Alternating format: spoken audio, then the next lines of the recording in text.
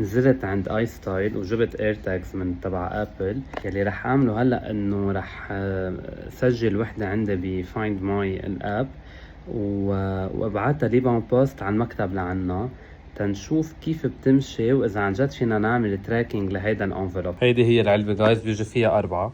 انا حستعمل وحده وخلي 3 على جنب. رح اخذ هلا سكرين ريكوردينج شو رح اعمل. بس اول شيء رح بتشيلوا هيدي جايز من هون وبس تسحبوها هيك هيدي بتدور. رح سجلها على فايند ماي اب وهلا رح سجلها سكرين ريكوردينج تقدروا تشوفوا شو عملت.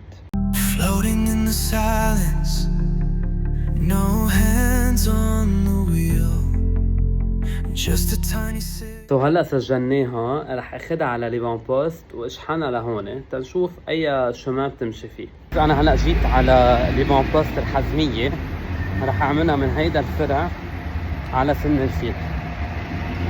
هلا حطينا المكتوب بليبان بوست، اخذت فيه ورقه. هلا رح نعمل له تراكينج. قالوا لي انه بده 3 ايام. تنشوف ليش بده 3 ايام من الحزميه على سن الفيل.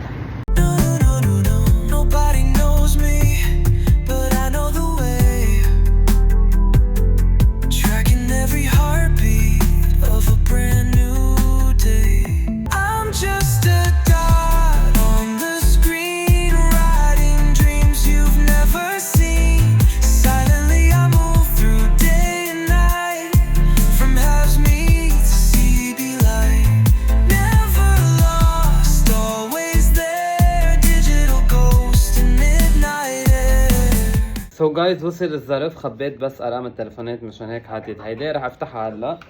هيدي هي الاير تاج. اذا حبيتوا هالفيديو ما تنسوا تعملوا لايك وسبسكرايب، وانا برجع بشوفكم فيديوهات تانية.